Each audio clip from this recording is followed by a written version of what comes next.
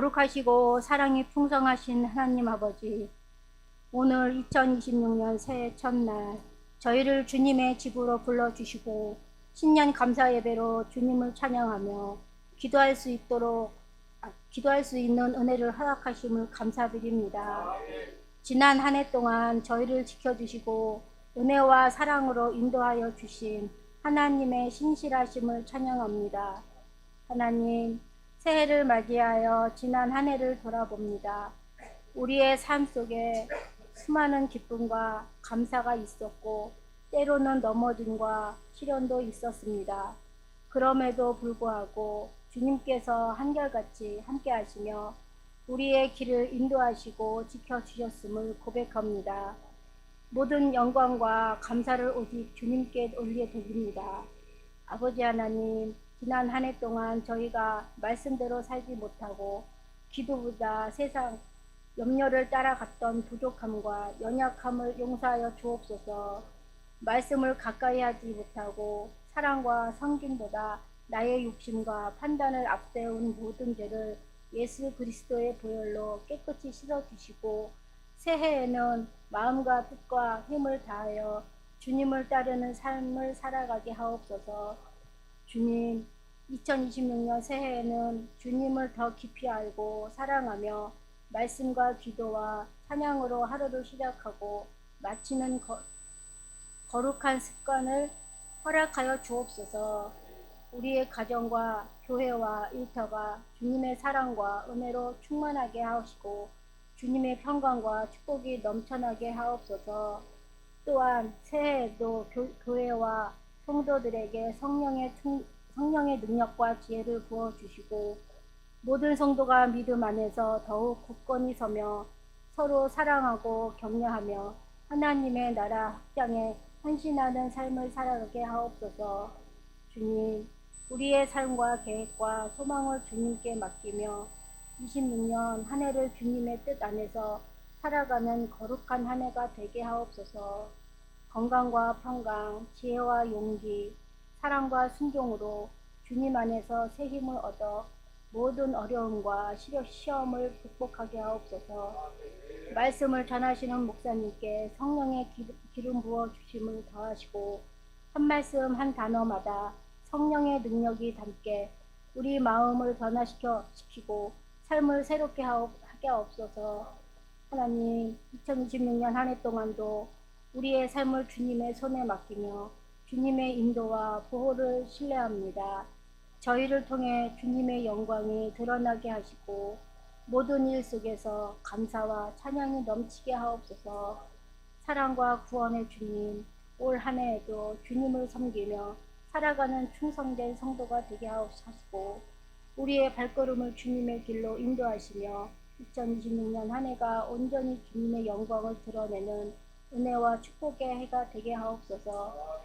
이 모든 영광과 찬양을 예수 그리스도의 이름으로 올려 기도드립니다. 아멘. 하나님 말씀 받겠습니다. 오늘 우리에게 주신 살아계신 하나님의 말씀은 시편 73편 17절에서 28절까지입니다. 17절에서 28절까지입니다. 그 17절하고 28절만 보도록 하겠습니다. 본문은 단데 봉독은 17절하고 28절만 하도록 하겠습니다. 17절입니다. 하나님의 성소에 들어갈 때야 그들의 종말을 내가 깨달았나이다. 28절입니다. 하나님께 가까이함이 내게 복이라. 내가 주 여호와를 나의 피난처로 삼아 주의 모든 행적을 전파하리이다. 아멘. 할렐루야. 새해는 좀 지났지만 우리 옆 사람과 같이 인사합시다. 자, 새해 복 많이 받으세요. 예, 네, 잘 나오셨습니다. 잘 나오셨습니다. 예. 오늘 하나님과 가까이 하라라는 제목으로 하나님 말씀 증거하도록 하겠습니다. 새해에 무슨 말씀이 제일 좋을까 고민을 좀 했습니다. 신앙인에게 뭐가 제일 중요하겠어요? 하나님과 가까이 하는 게 가장 중요한 삶 아닐까 해서 이 본문을 찾게 되었습니다. 새해가 되면 우리 습관적으로 복 많이 받으세요라고 이야기를 하지요. 여러분, 복 많이 받으세요. 그렇게 이야기를 합니다. 복 많이 받고 계세요? 인생 되돌아보면 야, 나에게는 복이 참 충만했다. 여러분 이렇게 생각이 되세요? 하나님 앞에 정직하게 살았고 하나님 말씀대로 온전히 살았고 신앙의 원칙을 살았습니다. 그러나 내 삶이 내가 원하는 대로 되지 않고 온전하게 나가지 않고 있습니다. 그런데 주변의 옆 사람을 딱 보니 저 사람은 막 살아요. 막 살아가는데 그런데 참 잘 돼요. 돈도 잘 벌고 하는 것마다 다 잘 풀리고 떵떵거리고 뭐 권세도 있고 그렇게 살아갑니다.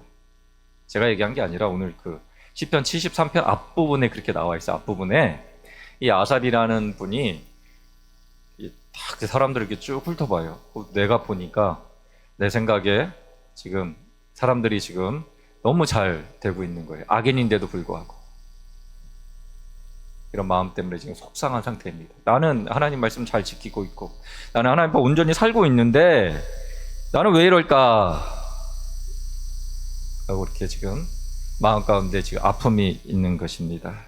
그러면서도 내가 이 앞부분에 내가 헛되이 살았구나. 그렇게 지금 고백을 하고 있습니다.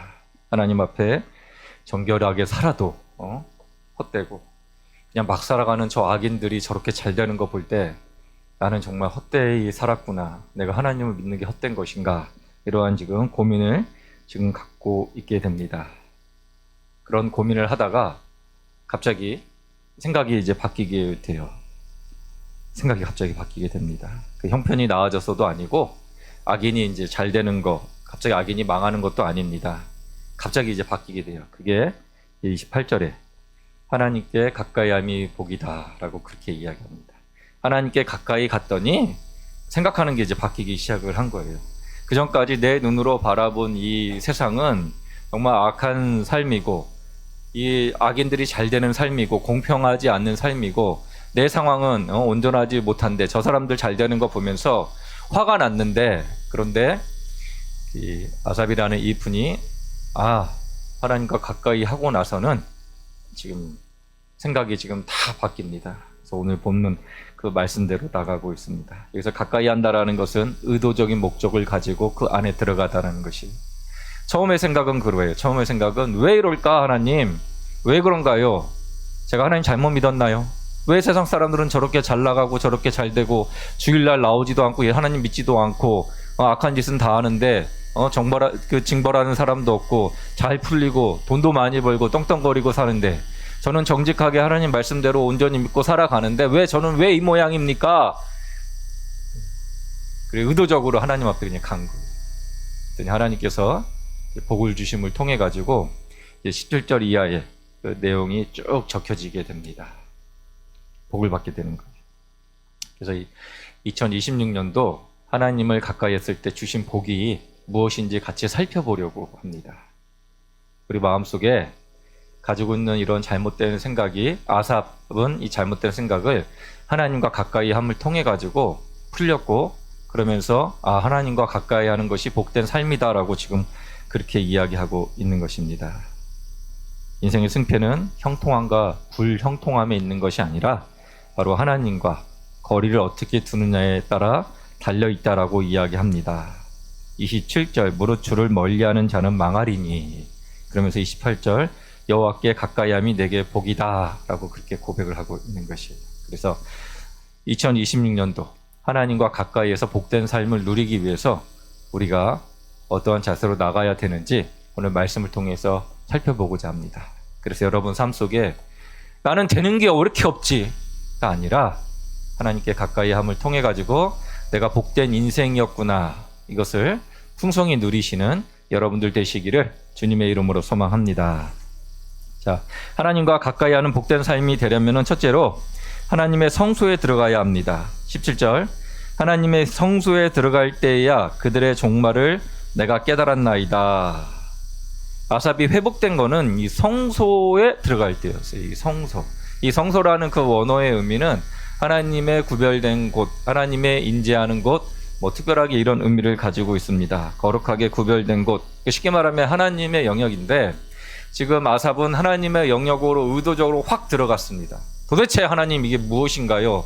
뭐 어떻게 보면 따지려고 들어간 건지 아닌지는 모르겠지만 그런 마음을 가지고 지금 들어가고 있는 것이에요. 그 들어가서 세상을 다시금 바라보게 됩니다. 성소 밖에서는 세상의 기준으로 세상을 바라봐요. 그러나 하나님의 성소에 들어가서는 하나님의 기준으로 하나님의 마음으로 세상을 이제 바라보게 됩니다. 그러다 보니까 형통이라는 것이 잘 먹고 잘 사는 인생이 아니구나 이것을 깨닫게 됩니다. 그들에게는 심판이 있고 곧 멸망당하는구나 이것을 깨닫게 되는 것입니다. 성소는 어떠한 문제를 설명해 주는 공간이 아니에요.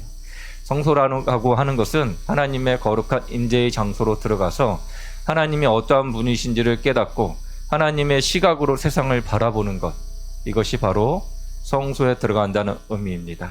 자신의 시각으로 바라봤던 세상은 불공평하고 악인들이 형통한 세상인데 그게 아니라 하나님의 성소에 딱 들어가서 하나님의 관점으로 세상을 딱 바라보게 되니까 저 사람들은 곧 멸망당할 사람이구나. 절벽에서 이 미끄러지는 가운데 놓여 있는 사람들이구나. 곧 멸망당하는 사람이구나. 그렇게 바라보게 되는 것입니다. 그들의 인생이 참 불쌍한 인생임을 깨닫게 되는 거예요. 한번 얘기한 것 같은데 그 초등학생이 마트에 이제 배낭 하나 메고 들어갑니다. 친구들을 데리고 들어가요. 친구들한테 먹을 걸 막 사줘요. 막 사줘. 배낭에 보니까 5만 원짜리들이 막 따발로 막 있습니다. 얘가 이걸 가지고 막 사주는데 친구들이 어떻게 생각하겠어요? 이야, 넌 부럽다. 너는 가방 안에 5만 원짜리도 너무 많고 돈도 많고, 야, 너처럼 나도 돈이 많으면 얼마나 좋을까? 이런 마음을 갖겠지요. 이런 마음 가져요. 막 사주고 있습니다. 야, 얘는 참 잘 되네. 근데 마트 주인이 볼 때는 어떠할까요? 쟤 위험하겠다. 이거 쟤 위험하겠다. 쟤 잘못하다가 나쁜 사람 만나가지고 쟤 납치당하겠구나. 통찰력을 가진 사람들이라면은 그렇게 보게 되는 거예요. 아이의 시각으로 볼 때는 아이고 저 악인들이 너무 부러운 거예요. 저렇게 잘 나가고 저렇게 잘 되니까 너무 부러워요. 나도 그렇게 되고 싶습니다. 그러나 하나님의 관점으로 보게 되면은 멸망받을 불쌍한 영혼임을 깨닫게 되는 거예요. 13장 17절 이하로 보면은 악인들의 멸망이 바로 눈앞에 있음을 그것을 성소에 들어가서 하나님의 눈으로 보게 되면서 깨닫게 됩니다. 하나님께 가까이에서 복된 삶을 누린다는 것은 성소에 들어가는 것이고 성소에 들어간다는 그 의미는 하나님의 영역 안에서 하나님의 눈으로 세상을 바라본다는 그 의미를 가지고 있습니다. 그래서 하나님께 가까이 가는 그 은혜 가운데 세상을 바라보는 그 시각이 하나님의 시각으로 바뀌는 그 축복을 받게 되는 것입니다.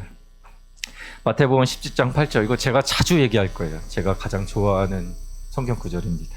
제자들이 눈을 들고 보매 오직 예수 외에는 아무것도 보이지 아니하더라. 이 변화산 사건인데 제자들이 여러 가지를 봐요. 그 하나님의 영광스러운 모습도 보고 모세와 엘리야 그리고 그 상황 속에서 압도적인 그 상황들을 이렇게 보게 됩니다. 그러나 나중에는 다 사라지고 눈을 들어보니까 예수님밖에는 안 보이는 거예요. 오직 예수님만 보게 되는 것입니다. 그래서 눈을 들어서 우리가 바라볼 때 사라지는 거, 없어지는 거 바라보는 것이 아니라 남아있는 거 바라보는 거예요. 그게 바로 예수님이심을 그렇게 이야기합니다. 아삽도 마찬가지였어요. 성소 밖에서는 악인의 형통을 보고 자신의 고난을 받습니다. 그래서 성경에 보니까 내가 질투했다 그래요. 질투했다. 왜? 나도 저렇게 되고 싶은데 안 되는 거예요. 그러니까 질투했다라고 그렇게 이야기하고 있습니다. 악인의 형통을 보고 자신의 고난을 보니까 나도 저렇게 돈도 많이 벌고 싶고 제 얘기가 아니라 여기 나와 있어요. 돈도 많이 번다고요. 돈을 많이 벌고 싶고 나도 권세도 갖고 싶은데 나는 안 되는 거예요. 마음에 질투가 막 느껴집니다. 그럴 때 마음이 아팠는데 그러하지 않아요. 하나님의 성소에 들어가서 하나님의 시각으로 모든 걸 바라보게 되니 이제 정리가 되기 시작을 합니다. 우리가 그래야 됩니다. 예전에 이제 군에 있을 때 과외를 좀 했어요. 애. 근데 그 애 이름이 그전 목사님하고 좀 비슷해요. 강동구였어요. 구.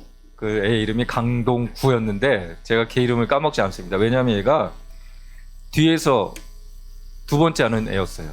애가 너무 공부를 안 한다고 좀 가르쳐 달라고 그래서 그 이제 저희 그 옆에 과에 그 정보과에 계신 이제 보안과였구나. 보안과에 계신 그 소령님 아들인데 중학교 이제 1학년에서 2학년 되는 애예요. 그래서 이제 과외를 하게 됐습니다.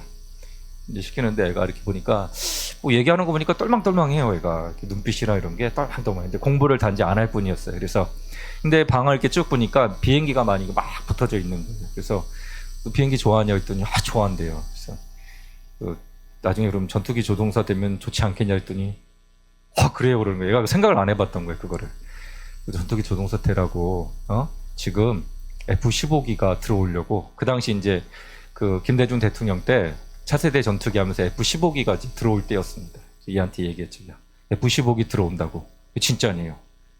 거짓말만 들었나? 네 아버지한테 물어봐. 아버지도 같이 저기 그 소령이니까 아실 거야 했더니 F-15기가 들어온 진짜냐? 진짜라고. 너 조종사 되고 싶지 않냐? 했더니 되고 싶대요. 어떻게 하면 되는지 아냐 했더니 모른대요. 그 사관학교 가면 된다고. 공군사관학교 가라고. 공부하라고. 공부 잘해야 된다고. 지금 옛날하고 달려서 육군사관학교보다 지금 더 높다고 점수가. 열심히 하라 했더니 얘가 그 다음부터 이제 눈빛이 바뀌기 시작해요. 딱 제가 그 인생에서 2명을 봤어요. 그 눈빛이 바뀐 애가. 이게 무슨 홀리듯이 공부를 하는데 아무것도 관심이 없어. 걔는 그것만 하는 거예요. 그것만. 지민이라는 애도 있었어요. 그 수능 앞둔 친구인데 걔도 한번 가르쳐 본 적이 있는데 얘가 이런 애들 특징이 홀렸어요. 뭐 이상한 게 홀린 게 아니라 그거에만 빠져가지고 집중을 하는데 옆에서 누가 뭐 떠들고 말고도 없어요. 그냥 눈빛이 나중에 2등까지 하더라고요. 얘가. 사람이 집중력을 갖고 뭔가 홀려서 하니까는 그렇게 돼요. 마찬가지예요, 여러분들. 예수님만 바라보게 되면은 우리 인생이 바로 그렇게 되는 것이에요. 시각을 어디에 두느냐, 관심을 어디에 두느냐에 따라서 바뀌게 되는 것입니다. 이 영상, 사진 하나 좀 같이 보도록 할게요. 이 사진이 그 심리학에서 쓰는 그 사진입니다. 예, 하나를 보면은, 한쪽으로 보면은 사람 모양으로 보여요.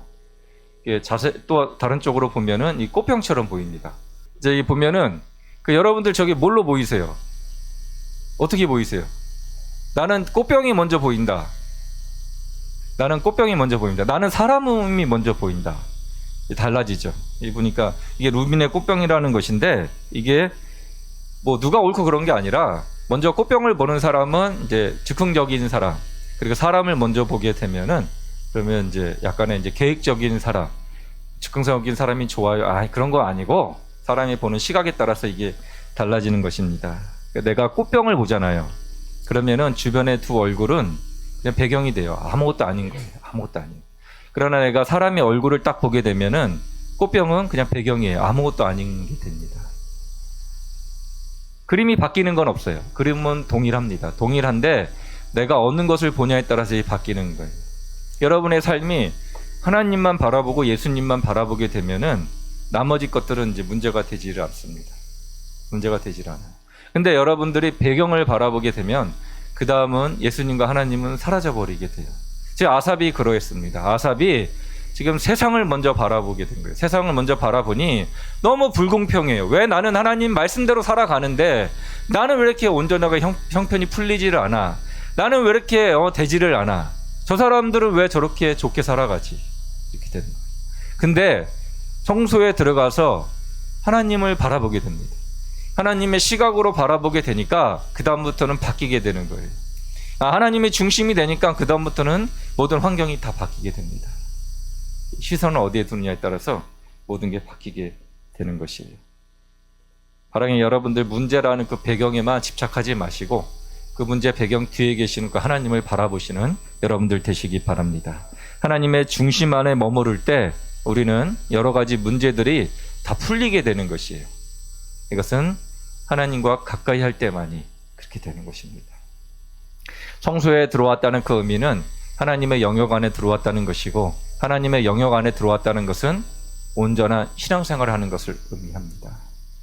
공예배 잘 지키시고 말씀 보시고 기도하시면서 하나님의 영역 안에 들어가셔가지고 하나님과 가까이 하는 삶을 통해서 하나님 앞에 기쁨을 드리고 여러분의 인생길 가운데 불평이 아니라 감사의 마음을 가지시는 그러한 인생들이 되시기를 주님의 이름으로 소망합니다. 이렇게 성소 안에서 우리 시정이 고정됐어요. 그러면 그 다음에 바라보기 시작하는 것은 세상이 나의 피난처가 아니구나. 세상이 온전한 곳이 아니구나. 이걸 깨닫게 됩니다. 그리고 오직 하나님만이 나의 피난처 되심을 발견하게 되는 것입니다. 그래서 실질적인 나의 보호자는 바로 하나님이심을 알게 되는 것이에요. 그래서 하나님과 가까이 하는 그 복된 삶은 바로 여호와를 피난처로 삼을 때 그러한 삶을 살아갈 수 있게 됩니다. 28절. 하나님께 가까이 함이 내게 복이라. 내가 주 여호와를 나의 피난처로 삼아. 여기서 그 피난처 이 단어의 의미는 그 마하세라는 그 단어인데 이건 실질적인 그 피난처를 의미해요. 폭풍우가 막 칠 때, 비가 막 내릴 때 비를 피할 수 있는 곳, 안전한 곳, 이제 그것을 의미하는 단어입니다. 아삽은 하나님과 가까이 가서 하나님 성소 안에 들어가니 눈이 바뀐 거예요. 오직 하나님만이 나의 피난처가 되시는구나. 돈이 나의 피난처가 아니라, 권력이 나의 피난처가 아니라 하나님이 나의 피난처 되시는구나. 그것을 깨닫게 됩니다. 문제가 제거된 것이 아니라 이 문제를 피할 수 있는 것은 바로 하나님밖에 없구나. 문제가 오히려 하나님이 피난처 되심을 발견하는 그런 은혜의 기회가 되는 것입니다. 왜 아삽이 왜 그의 하나님의 피난처 되심을 발견하지 못했냐면은 오늘 73편의 1절부터 쭉 보면은 내 눈에는, 내 생각에는, 내 눈에 바라보니까 악인은 잘 되고, 내 생각에 악인은 형통하고, 내 생각으로 보니까 하나님은 안 계신가. 자기 생각으로 바라봤던 거예요. 그러나 자기 생각이 아니라 하나님 생각으로 바라볼 때 아삽은 바뀌게 된 것입니다. 하나님이 나의 반석이시고 하나님이 나의 분기시심을 깨닫게 되는 거예요. 여러분의 피난처는 어디예요? 여러분의 통장인가요? 저는 통장 보면 저 마음이 피난처가 아니에요. 마음이 아파요. 여러분이 피난처는 어떤 거예요? 여러분의 피난처는. 여러분 그것을 잘 점검해 보시기 바랍니다. 아삽은 쉽게 말하면은 그 성소에서 찬양하는 찬양 대장이었어요. 찬양 대장. 우리 성가대 대장이었습니다. 그 레위인의 역할이었습니다. 그 레위인은 여호수아서를 이제 쭉 봤죠. 레위인은 분깃을 받지 못했습니다. 자기 기업을 받지 못했어요. 왜냐하면 하나님이 바로 자기의 기업이고 분깃이었기 때문에 그러했습니다. 아삽은 이제 깨닫는 거예요. 성소에 들어가서 하나님과 가까이 하니 하나님의 시각으로 바라보게 되고 나의 분깃은, 나의 반석은 바로 하나님이시구나. 이것을 발견하게 되는 것입니다. 바라기는 여러분들 세상 바라보지 마시고 세상의 뒤편에 계신 그 하나님을 먼저 발견하는 그런 은혜가 여러분 삶 가운데 풍성히 넘쳐나시기를 바랍니다. 시편 46편 1절. 하나님은 우리의 피난처시요 힘이시니 환난 중에 만날 큰 도움이시라. 그러므로 땅이 변하든지 산이 흔들려 바다 가운데 빠지든지 바닷물이 솟아나고 뛰놀든지 그것이 넘침으로 산이 흔들지라도 우리는 두려워하지 아니하리로다. 산이 막 뒤집어지고 있어요. 땅이 막 변해. 구름산 막 변하더라고요. 아파트가 들어오는지 나는 저것도 하나 못 얻고. 그럴 때 뭐라고요? 환난 중에 만날 도움이시라. 하나님만이 나의 분깃이다라고 그렇게 이야기하고 있습니다. 세상이 아무리 요동치고 세상이 아무리 변해도 하나님만이 나의 기업이 되시는구나. 이것을 발견할 수 있게 됩니다. 마가복음 5장 35절에서 36절에 보면은 회당장 야이로에 대한 일화가 나와요. 회당장 야이로가 자기 딸이 죽게 되었습니다. 여러분 자녀가 많이 혹시 죽게 됐어요. 그래서 이 고칠 수 있는 사람이 예수님밖에 없어요. 그래서 야이로가 막 예수님 앞에 찾아갑니다. 예수님 우리 딸을 살려달라고 막 그렇게 이야기합니다. 그리고 이제 딸을 고치는 이제 그 곳으로 가는 과정에서 집에서 연락이 와요. 뭐라고 연락이 오냐면 죽었습니다. 딸이 죽었습니다. 여러분 자녀가 죽었다 그러면 여러분 마음이 어떠세요? 생각해 보셨어요? 여기 지금 그런 상황입니다. 성경에 나와 있지는 않지만 정말 야이로는 세상이 무너지고 마음 가운데 큰 절망감이 아마 찾아왔을 것입니다. 그럴 때 예수님께서 말씀하고 계세요. 두려워하지 말고 믿기만 하라. 두려워하지 말고 믿기만 하라. 두려워하지 말고 믿기만 하라. 여러분 삶 가운데 안 되는 문제들이 있어요. 절망적인 문제들이 있습니다. 그럴 때 주님께서 말씀하고 계시는 것은 두려워하지 말고 믿기만 하라. 하나님 믿는 여러분들 되시기를 바랍니다. 아삽이 그러했어요. 아삽이 성소에 들어가서 자신의 피난처 되신 그 하나님을 발견하게 됩니다. 여러분, 무엇이 두려우세요, 여러분? 우리 청년들 중에 고민 많지? 요즘 청년들 고민 많아요. 우리 부모 세대들이 청년들 강요하시면 안 돼요. 여러분들은 산업혁명 시대에 태어났어요. 그래서 세상이 막 이렇게 막 커졌어요. 그러니까 하기만 하면 다 되는데 왜 안 돼? 이게 이제 우리 베이비붐 세대의 그 특징이었습니다.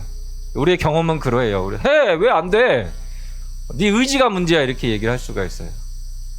경제 성장률이 막 20%막 이러니까 그냥 뭐가 하면은 다 됐어요, 우리 세대 때는. 그러나 베이비붐 자녀 세대는 지금 성장률이 마이너스 뭐 1점 몇 %예요. 해도 안 돼요, 해도. 들어갈 구멍이 없어요. 이미 다 사람들이 다 자리 잡고 있어가지고 아무리 노력해도 안 됩니다. 어려워요. 그래서 이 자녀들 보면서 너는 왜 안 하니? 하면 되는데, 이런 말 해봤자 통하지가 않아요. 저희 아버지 그 보릿고개 얘기하면 저는 무슨 말인지 몰라요. 보릿고개 저 경험해 본 적이 없어요. 그렇다고 해서 외식하는 문화는 아니었어요. 외식은 뭐 졸업할 때나, 김밥은 1년에 2번, 봄소풍, 가을 운동회 아시잖아요. 근데 요즘 애들한테 야 김밥 1년에 2번 먹어, 그거 얘기해봤자 아무 소용이 없어요. 아이들의 지금 모습이 그래요. 이 아이들이 가져야 될 그 피난처가 무엇일까요? 열심히 노력을 해도 안 되는데, 들어갈 구멍이 없는데, 청년이 몇 명 있는데 열심히 노력하잖아요. 그 노력의 길을 열어주시고 닫아주시는 분은 하나님이세요. 하나님 믿으셔야 합니다. 취업의 문, 진학의 문 열어달라고 하나님 앞에 은혜를 구해야 돼요. 우리 장년들 힘드시죠? 경제가 너무 어려워요. 먹고 사는 문제, 우리 가정을 책임져야 되는데, 자녀들을 책임져야 되는데, 이 마음 때문에 두렵고 떨리는 마음이 듭니다. 매일매일 힘들어요. 이 고객이 떨어져 나가면 어떡하나, 사업에서 내가 정리해고되면 어떡하나, 이런 마음이 있을 때 세상을 바라보게 되면 두렵고 떨리는 마음밖에 없습니다. 그러나 주님께서 말씀하시지요. 두려워하지 말고 믿기만 하라. 내가 너의 피난처가 되어 주시겠다. 그렇게 말씀을 하고 있는 것입니다. 주님의 음성 붙들고 나가서 주님이 주시는 평안한 가운데 누릴 때 우리는 가장 행복한 삶을 살 수가 있습니다. 아삽의 지금 불공평했던 악인들이 저렇게 호화롭게 좋은 곳에서 사는 모습 보면서 마음이 참 아팠습니다. 그러나 하나님의 눈으로 세상을 바라보게 되니 그들의 모습은 아니라는 것을 깨닫게 됩니다. 악인이 어저께 아주 잠시 이게 우연찮게 TV를 켰는데 서장훈이 나오는 그 100만 이렇게 장자 이렇게 하여튼 부자들하고 얘기하는 그게 나왔어요. 근데 그때 나온 게 누군지는 모르겠는데 무슨 닭 잡는 사람이었던 것 같아요. 근데 그분이 그 집에 이제 가보아도 되겠습니까? 해서 집을 갔는데 거기서 그래요. 좀 잘 모르는 아파트인데 반포동에 지금 핫한 아파트, 땡땡 아파트래요. 유명한 아파트. 전세값만 2, 30억 되고 집값이 4, 50억 되는 그런 아파트라고 그래요. 그 아파트에서 사시면 좋으시겠어요? 좋지, 안 좋아요. 좋아요. 왜 안 좋겠어요. 근데 우리는 좋은데 저기 하율이한테 너 거기 가서 살아라 그러면은 왜도 좋을 수가 있지요. 근데 한마디 달아요. 엄마 없이 한번 살아봐. 그 애가 어떡할까요? 거기가 호화롭고 아주 좋은데 행복할까요? 하율이는 엄마하고 있는 게 가장 행복해요. 아무리 호화로운 곳, 아무리 청와대가 제일 좋나요? 청와대 가서 너 혼자 살아, 호화롭게 살아, 엄마 없이 살아. 아니지요. 엄마랑 있을 때 어느 곳에 있든지 간에 하율이는 행복할 수가 있습니다. 좋을 수가 있어요. 근데 얼마나 좋겠어요? 반나절 좋겠어요? 엄마 없는 순간 그 다음부터 이제 울고불고 난리가 나는 거예요.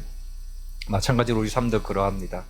우리 삶도 하나님의 눈으로 바라보게 되면 하나님과 함께 거하는 삶이 가장 행복한 삶이고 하나님 품에 안기는 삶이 가장 행복한 삶입니다. 바라기는 여러분들 호화로운 삶 이면에 먼저 하나님이 계시는지 먼저 점검해 보시고 하나님만이 나의 유일한 평안이고 안식처됨을 여러분 기억하시면서 하나님과 늘 가까이에서 이러한 복을 풍성히 누리시기를 주님의 이름으로 소망합니다.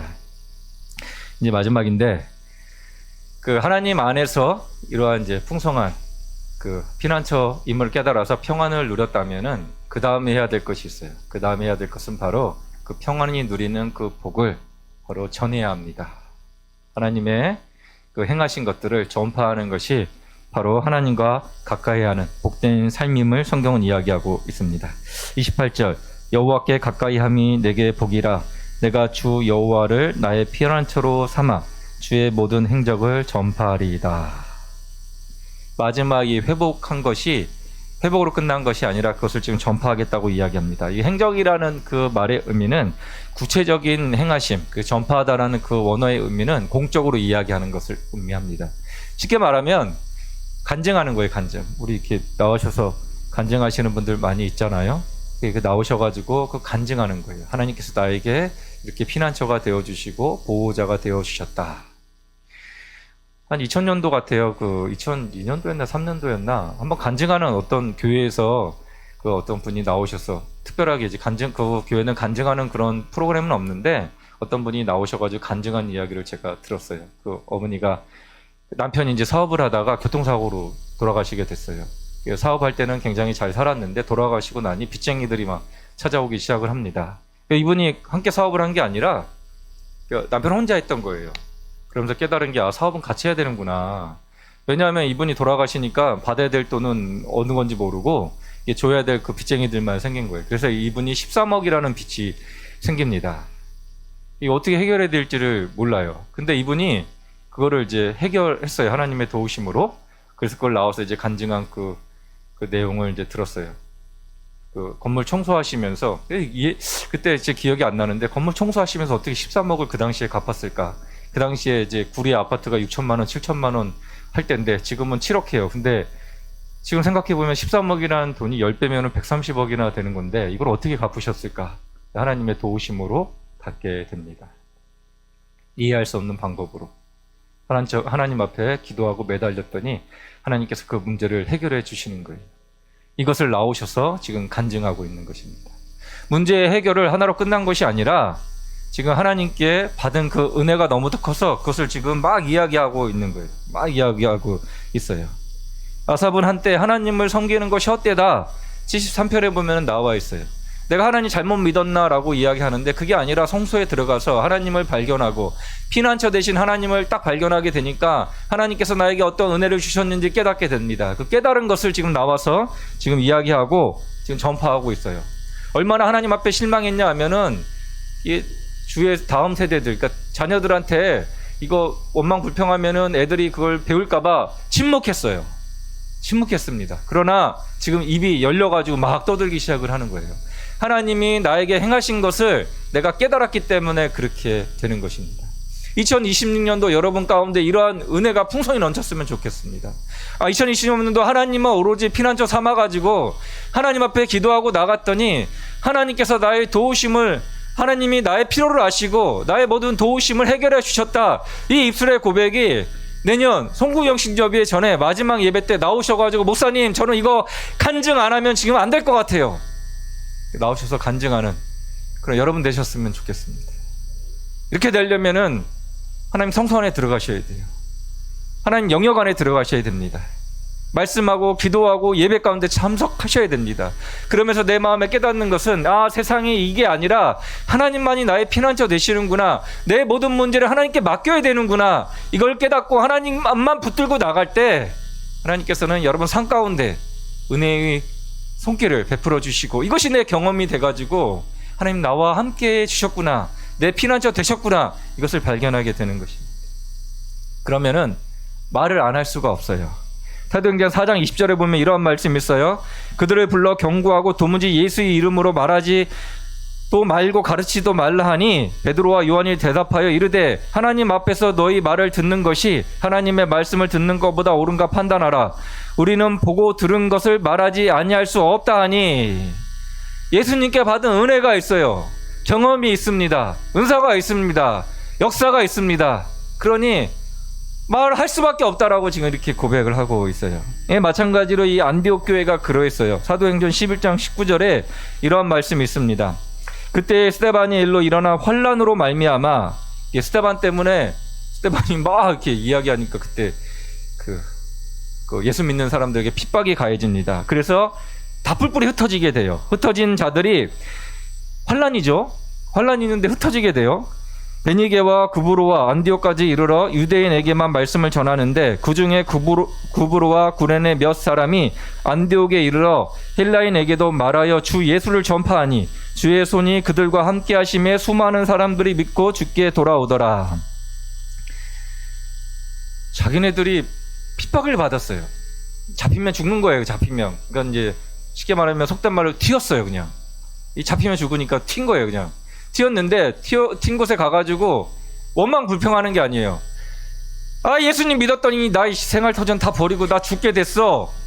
나 힘들어서 이 원망 불평한 게 아니라 그 도망간 그곳에 안디옥에 이르는데 그곳에 갔어도 이 말을 안 할 수가 없어요. 예수님께 받은 은혜가 있으니까 그 은혜를 말을 안 할 수가 없는 거예요. 말을 막 하게 되니까 성령님께서 함께 하시고, 성령님께서 함께 하시니 어떻게 돼요? 예수님을 믿는 사람이 늘어나게 됩니다. 그게 안디옥이 최초의 어떻게 봐야지? 이방교회가 생겼고, 그 안디옥 사람들이 그 다음부터는 예수님만 얘기해요. 예수님만. 예수님이 말씀하시기를, 예수님께서 얘기하시기를, 예수님께서 이렇게 하시기를. 그 당시 문화는 막 토론하는 문화예요. 그래서 광장에 나가서 막 이야기를 해요. 가이사라가 나한테 이렇게 얘기했다. 그러면 그 사람은 가이사라의 사람인 거예요. 그러니까 특정인 인물을 이야기하면서, 특정한 학파를 이야기하면서 자기 거를 자랑을 해요. 그래서 그때 저 사람은 가이사에 속한 사람이구나, 그렇게 이야기를 해요. 근데 안디옥 사람들은 나와가지고 광장에 나와서 한다는 얘기가 예수님께서 이렇게 하셨다, 예수님께서 나에게 이렇게 하셨다, 예수님께서 이 말씀을 전하셨다, 예수님만 막 얘기하는 거예요. 그러니까 사람들이 이야기를, 저 사람들은 그리스도인이야, 그리스도께 속한 사람이야. 그 다음부터 별명이 붙어요. 그리스도인이라는 별명이 붙기 시작을 합니다. 자칭이 아니라 이 타칭이에요. 타칭. 우리는 자칭 그리스도인들이 있어요. 나 그리스도인이에요 하는 모습 보면은 아닌데 자칭 그리스도인이에요. 그런데 그리스도인이라고 얘기하는데 저 사람은 그 예수님 믿는 사람이야, 그렇게 이야기하는 거예요. 왜? 예수님의 받은 은혜가 너무도 커서 그 말을 안 할 수가 없는 거예요. 전파하기 시작을 합니다. 그래서 이러한 은혜를 얻게 됩니다. 하나님과 가까이 하게 되면 하나님께서는 하나님의 행하신 일들을 전파할 수 있는 은혜를 주시는 거예요. 여러분이 하나님의 시각으로 세상을 바라봐요. 하나님만이 나의 피난처 되십니다. 이것을 깨닫고 모든 문제를 하나님께 아뢰요. 하나님께서 여러분 삶을 주장해 가십니다. 그 삶 가운데 받은 은혜가 너무도 크게 되면은 하나님을 더 전하게 되는 거예요. 더 전하면 전할수록 더 가까워지게 되는 것입니다. 예전 교회 그 청년 중에 그 한 청년이 있어요. 얘는 투실투실해. 투실투실. 먹는 걸 좋아해. 얘는 어디 갔다 오면은 목사님 그 집 맛집이에요. 맛집. 너무 맛있어요. 너무 맛있어. 한날은 이제 저한테 와가지고 구리에 있을 텐데, 목사님 김포에 김치찌개 무지하게 맛있는 집이 있어요. 목사님 제가 사드릴게요. 거기 같이 가요. 목사님 그러는 거예요. 지금 신대원 들어가가지고 지금 전도사 하고 있는데,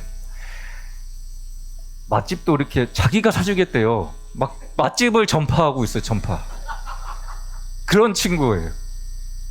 맛집도 전파하는데 여러분 예수님께 받은 그 은혜를 전파하지 못한다면은 맛집 전도사인데, 지금은 신대원 가서 전도사가 됐어요. 진짜 전도사가 됐는데 살도 많이 빠지고.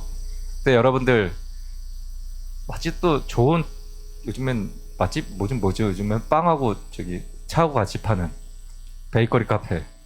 그 베이커리 카페 너무 좋아. 자기야 우리 같이 가자. 여자분들. 자기야, 왜 자기야라고 그런지 잘 모르겠는데, 자기야 우리 거기 같이 가자, 내가 사줄게, 이렇게 데려가요. 그런 거 참 잘하세요. 베이커리 전도사도 아니고. 여러분들 그러면 예수님은 어떠세요? 여러분들 특별하게 하나님께서 여러분에게 행하신 일을 전파하는데 특별히 우리 예수님의 그 십자가의 사건들, 그럼 그거 잊으셨나요? 그거 잊으시면 안 돼요. 그리스도의 십자가의 은혜를 여러분 받았다면은 예수님이 나에게 어떠한 일을 행하셨는지, 나를 위해서 어떻게 행하셨는지 여러분 그거 기억하셔야 합니다. 그리고 내 삶 가운데 이분이 나에게 어떻게 하셨는지, 내 죄를 어떻게 하셨는지, 나에게 어떻게 은혜를 베풀어 주셨는지 여러분 이거 전하셔야 합니다. 이것이 하나님과 가까이 할 때만이 이 입이 열리게 돼요. 말씀을 가까이 하게 되면은 성령 충만함이 일어납니다. 그 왜 성령 충만함이 없냐면 말씀을 안 읽어서 그래요. 간단해요. 아주 간단해요. 말씀을 안 읽어서 그러합니다. 말씀을 읽게 되면은 그 안에 계신 성령과 말씀은 일치하세요. 내 안에 계신 성령님이 뜨거움을 주세요. 내 안에 뜨거움을 주게 되면은 말씀을 계속 막 보게 돼요. 그러면 내 안에 있는 죄를 깨닫게 됩니다. 죄를 깨닫게 되면 깨닫게 될수록 하나님과 더 가까이 갑니다. 가까이. 그 예전에 애들 그 수학을 한번 가르친 적이 있는데 그 애들이 그 얘기를 해요.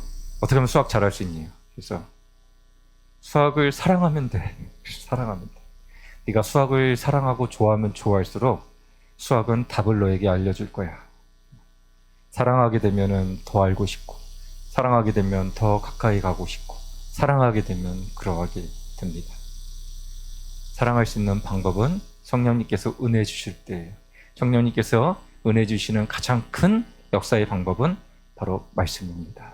바라기는 말씀을 깊게 보셔가지고 여러분들 하나님께서 우리에게 베푸신 것이 무엇인지를 삶의 영역을 통해서 깨달으시고 그것을 전파함을 통해 가지고 하나님과 더욱더 복된 여러분들이 되시기 바랍니다. 그럴 때 악인이 잘 되든 말든 관심 없어요.